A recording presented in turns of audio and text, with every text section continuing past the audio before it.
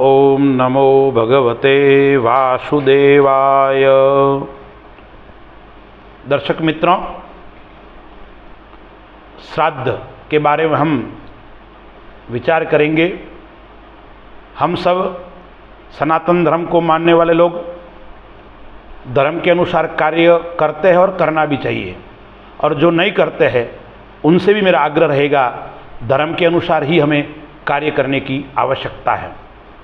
श्राद्ध कब है, क्यों करना चाहिए, किस प्रकार करना चाहिए, इसकी क्या विधि है, कौन सा श्राद्ध कब करना चाहिए, उस सब के ऊपर हम थोड़ा विचार करेंगे। हम सब यह चाहते हैं कि हमारे पितृ प्रसन्न रहे, हमारे ऊपर पितृओं का, देवताओं का आशीर्वाद सदैव बना रहे। लेकिन हम कार्य करते हैं वो अपने मन के अनुसार करते हैं। गीता में भगवान कृष्ण कहते हैं, ये शास्त्र विधि मुत्सृज्य वर्तते काम कारतः न स सिद्धिमवाप्नोति न सुखम न पराम गतिम। यानी यदि हम अपने मन के अनुसार कार्य करते हैं तो वो कार्य नहीं करना चाहिए। यदि अपने मन के अनुसार करोगे तो न वो सिद्धि को देने वाला है, न वो सुख को देने वाला है, और न वो परम गति को प्राप्त कराने वाला है, न वो सुख को प्राप्त करवाता है। यानी कोई भी कार्य करते हो तो कैसे करना चाहिए, भगवान कृष्ण अर्जुन को संबोधन करते हुए यही तो हमें उपदेश दे रहे हैं कि तस्मात् शास्त्रम प्रमाणन्ते कार्या कार्य व्यवस्थितो।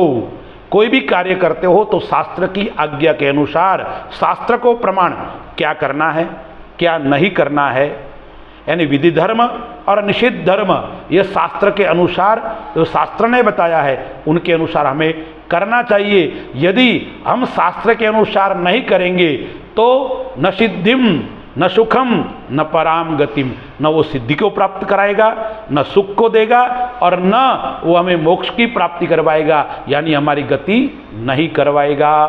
तो श्राद्ध पक्ष अब आ रहा है। श्राद्ध पक्ष के अंदर हमें क्या करना चाहिए उसके ऊपर हम विचार करते हैं।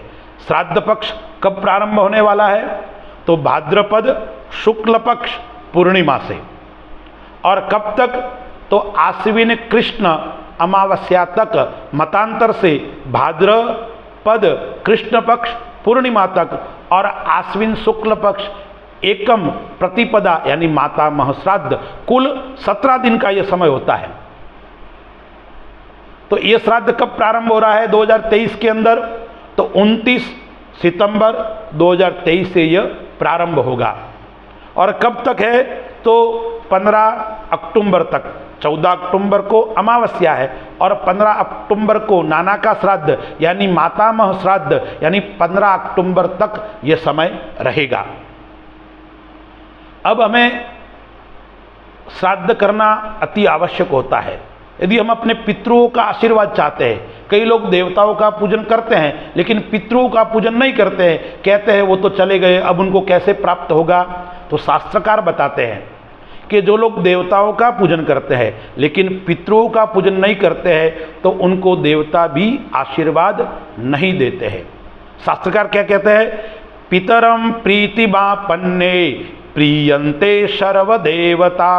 यानी आप यदि पितरों का पूजन करते हो, पितरों का श्राद्ध करते हो, तो देवता भी प्रसन्न होते हैं। और केवल पितरों का पूजन नहीं करते हो और केवल देवताओं का पूजन करते हो तो आपको देवता भी आशीर्वाद नहीं देंगे, ऐसा शास्त्रों में स्पष्ट लिखा हुआ है। इसलिए हमें देवताओं का भी पूजन करना है। यानी हमारा जन्म होता है तो देव ऋण, पितृ ऋण और ऋषि ऋण हमारे ऊपर होता है। उन तीनों से यदि हमें मुक्त होना है तो देवताओं का पूजन, पितरों का पूजन और ऋषियों का भी पूजन करना चाहिए।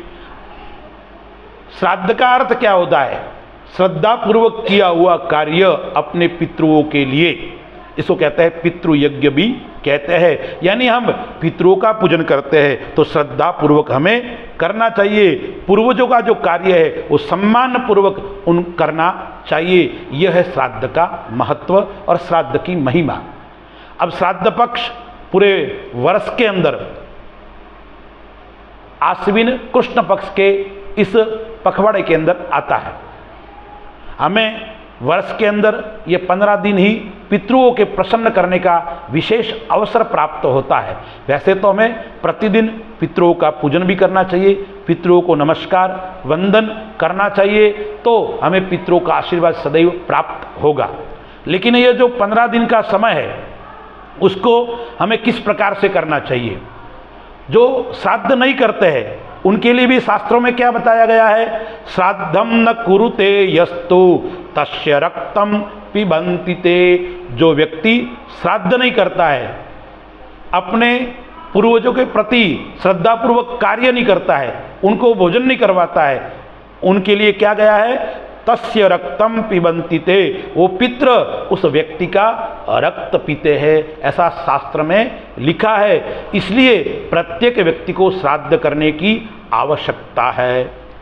अब श्राद्ध कब करना चाहिए, किस समय करना चाहिए, किस प्रकार करना चाहिए, कौन सी वस्तु श्राद्ध के अंदर लेनी चाहिए, कौन सी वस्तु का उपयोग करना चाहिए। देखिए, श्राद्ध 12 प्रकार के हैं। श्राद्ध के अंदर 3 विशेष का महत्व बताया गया है, यानी दोहित्र यानी दोहिते का। आप कभी भी श्राद्ध करते हो तो उसके अंदर दोहित्य को बुलाना चाहिए। फिर तिल, काले तिल का विशेष महत्व है, सफ़ेद तिल नहीं।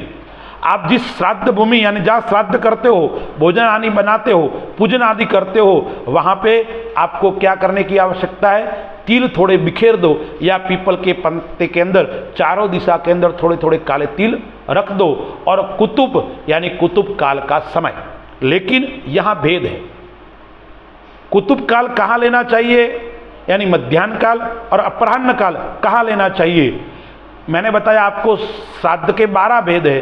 तो शास्त्रकार कहते हैं, पूर्वान्ने दैविकम श्राद्धम अपराह्ने तो पार्वणम एकोदष्टि तो मध्याह्ने प्रातः वृद्धि निमित्तिकम। यानी आप एकोदष्टि श्राद्ध करते हो तो आपको कौन सा समय लेना है, कुतुब समय लेना है, यानी मध्याह्न समय लेना है। लेकिन आप पार्वण श्राद्ध करते हो तो ये श्राद्ध पक्ष है, वो श्राद्ध पक्ष को पार्वण श्राद्ध बताया गया है। यानी पार्वण श्राद्ध आप करते हो तो कुतुब के बाद में मुहूर्त चतुष्टय, यानी आपका समय मैं आपको बता देता हूँ। आप मुहूर्त के अंदर जाओगे तो आपको विशेष गणित करना पड़ेगा, आपको उसके लिए विशेष गणित के माध्यम से वो समय निकालना पड़ेगा। यानी जो यह पितृपक्ष है, आश्विन कृष्ण पक्ष का जो श्राद्ध पक्ष है, उस श्राद्ध पक्ष के अंदर आपको श्राद्ध करने का जो समय है, यानी अपराह्न समय है, वो कितने बजे से कितने बजे तक है, 1:49 से लेकर 4:11 तक यह अपराह्न का समय है। उस समय आपको श्राद्ध करना चाहिए। इसलिए सभी पंचांग उठा के आप देख लीजिए, सभी पंचांगों के अंदर यही समय दिया हुआ है अपराह्न काल का। इसलिए जो श्राद्ध हम करते हैं पार्वण श्राद्ध, वो अपराह्न काल के अंदर करना चाहिए। एकोदष्टि आदि श्राद्ध करते हैं वो कुतुब काल के अंदर यानी मध्याह्न समय के अंदर करना चाहिए। इस समय का विशेष हमें ध्यान रखने की आवश्यकता है। अब श्राद्ध का मैंने आपको समय भी बता दिया, श्राद्ध कब करना चाहिए उसका आपको स्क्रीन के ऊपर सभी तिथिवार आपको मैं लिख के बता रहा हूँ, उसको भी आप पढ़ लीजिए, आपको जानकारी प्राप्त हो जाएगी। श्राद्ध, कौन सा श्राद्ध कब करना चाहिए, यदि जिस तिथि को मृत्यु हुई है उस तिथि को ही उसका श्राद्ध करना चाहिए, अपने पूर्वजों का श्राद्ध करना चाहिए। ये श्राद्ध जब करते हैं तब हम 3 पीढ़ी के फल की प्राप्ति होती है, यानी माता, मातामह, प्रमातामह, पिता, पितामह और प्रपितामह, ऐसा हम संकल्प भी करते हैं श्राद्ध के अंदर। तो यानी 3 पीढ़ी को यानी पुत्र द्वारा यह श्राद्ध करना चाहिए। यदि पुत्र नहीं है तो पत्नी भी कर सकती है, या घर के अंदर जो छोटा व्यक्ति है यानी जिसकी मृत्यु हो गई है उसका छोटा भाई या भाई का पुत्र आदि इस श्राद्ध को कर सकते हैं। मृत्यु तिथि के ऊपर श्राद्ध करने की आवश्यकता है। यदि आपको पता नहीं है मृत्यु तिथि तो आपको अमावस्या के दिन यह श्राद्ध करना चाहिए। इसके अलावा और तिथियों का भी महत्व है। अविवाहित व्यक्ति की जो मृत्यु हो गई है तो उसका श्राद्ध पंचमी तिथि को करना चाहिए। जिसकी मृत्यु अविवाहित यानी विवाह नहीं हुआ है और हुई है तो उसको पंचमी तिथि को श्राद्ध करने की आवश्यकता है। सौभाग्यवती स्त्री की मृत्यु हो गई है तो उसका श्राद्ध सौभाग्यवती नवमी यानी नवमी तिथि को करना चाहिए। उसके बाद में सन्यासी, आपके कुल के अंदर कोई सन्यासी हो गया है और उसकी मृत्यु हो गई है तो उस व्यक्ति का श्राद्ध, उस सन्यासी का श्राद्ध द्वादशी तिथि को करना चाहिए। अकाल मृत्यु, कोई सर्प के दंश से हो गई है, कोई बाढ़ या एक्सीडेंट से मृत्यु हो गई है तो उसका श्राद्ध चतुर्दशी तिथि को करना चाहिए। वैसे कहीं कहीं शास्त्रों में चतुर्दशी तिथि का श्राद्ध का निषेध बताया गया है, लेकिन सकृत महालय पक्ष के उसके अंदर कहा है चतुर्दशी को भी आप श्राद्ध कर सकते हैं। और फिर सर्वपितृ अमावस्या, कोई भूल हो गई हो, कोई पता नहीं हो तिथि का, उन सब का श्राद्ध आप सर्वपितृ अमावस्या को कर सकते हैं। दोहिते को अपने नाने का श्राद्ध है, अपने नाना का श्राद्ध है, वो श्राद्ध कब करना चाहिए? आश्विन शुक्ल प्रतिपदा यानी नवरात्रि की प्रथम तिथि के अंदर करना चाहिए। तो इस प्रकार से श्राद्ध की तिथि मैंने आपको बताई। श्राद्ध के अंदर मैंने बताया कुतुब काल और अपराह्न काल। श्राद्ध में मैंने बताया आपको तिल का उपयोग करना है। श्राद्ध के अंदर आपको दोहिते को विशेष बुलाना है, ब्राह्मण को भी बुलाना चाहिए और 3 ब्राह्मणों को बुलाना चाहिए, ऐसा शास्त्र में बताया गया है। 3 से ज़्यादा बुलाने की आवश्यकता नहीं है, लेकिन 3 ब्राह्मण को बुलाकर ब्राह्मण भोजन आप करवा सकते हैं। श्राद्ध के अंदर कौन सी वस्तु का उपयोग भी होना चाहिए? तो तुलसी पत्र का विशेष उपयोग होना चाहिए। विष्णु भगवान तुलसी को प्रिय है और विष्णु है वो पितरों के अधिष्ठाता देव है, जनार्दन भगवान वासुदेव।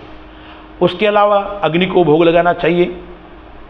उसके अलावा पंचग्रास और गौग्रास, आप अतिथि को भी भोजन कराते हो, दोहित्रे को भी भोजन कराना है, अग्नि का भी भोग लगाना है, विष्णु भगवान को भी प्रसाद आपको चढ़ाना है और पंचबली उसका भी आपको भोग लगाना है। यानी गाय, श्वान मतलब कुत्ता, कीट पतंग आदि और कौए को ग्रास और अतिथि को ग्रास, यह ग्रास आपको निकालने की आवश्यकता है। यदि यह आप निकालोगे तो आपके श्राद्ध की पूर्ण रूप से आपको फल की प्राप्ति होगी। तो मैंने बताया आपको यह चीज़ करने की आवश्यकता है। समय भी मैंने आपको बता दिया क्या नहीं करना चाहिए। श्राद्ध के अंदर आपको सफ़ेद तिल भी नहीं उपयोग करना चाहिए और विशेष समय की आपको मर्यादा रखनी चाहिए।